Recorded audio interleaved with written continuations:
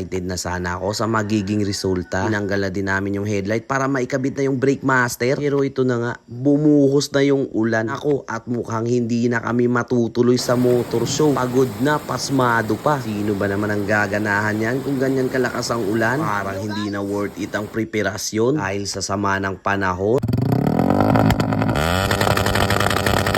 Mga kasolids, panibagong araw, panibagong gastos na naman. Yung gabi nga ay mag one night build tayo. May mga ikakabit tayong pyesa para kay supladong sniper. Ad na lang nitong UMA throttle body, fuel injector, ganda ng detalye, di ba? Tapos itong Dyno Pro pang pakapit pa ng preno. Siyempre hindi naman mawawala dapat ang brake hose dyan. Isasabay na din natin itong bagong spark plug, CNC quick throttle, yung may anti-tep para hindi mahiram ng mga buraot na kaibigan.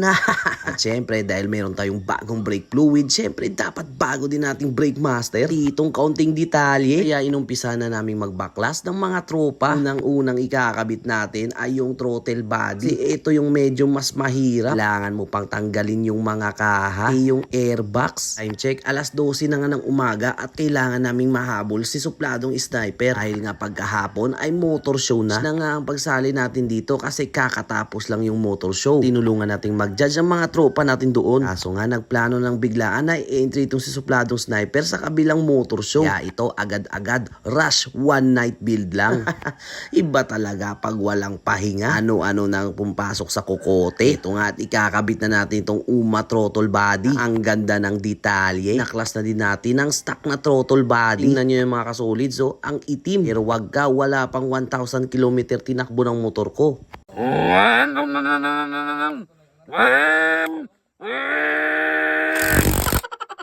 Ayun at pinupwesto na para maikabit na. Excited na sana ako sa magiging resulta. Tinanggal na din namin yung headlight para maikabit na yung brake master. Pero ito na nga, bumuhos na yung ulan. Ako at mukhang hindi na kami matutuloy sa motor show. Pagod na, pasmado pa. Sino ba naman ang gaganahan yan kung ganyan kalakas ang ulan? Parang hindi na worth it ang preparasyon dahil sa sama ng panahon. Pero okay lang yan, kaya pa naman daw. Lalapag ng lalapag kahit bagyo. Yan ang sabi ng builder ko.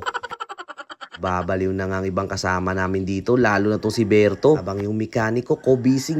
Ito naman si Berto, nasiraan na ng ulo.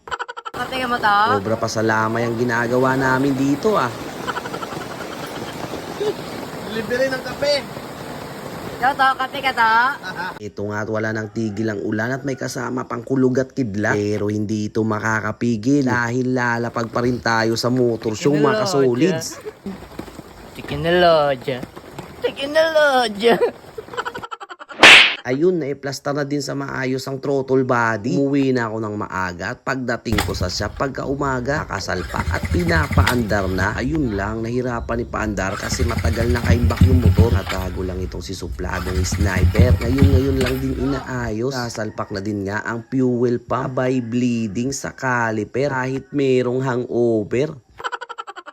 Ayun at pinapasukan na ng fluid yung tank ni supladong sniper para gumana na yung makapit na preno. Kaya ginamitan na ito ng mahiwagang syringe. Tinanggal na din namin yung elbow dahil papalit ako ng titanium pipe. Yung RL naman ang ipagbakbaka natin. Kaso nga lang ito hindi matanggal. Naka-stack up na. Pero syempre hindi yan hadlang para hindi matuloy ang motor show. Ayusin din natin yan.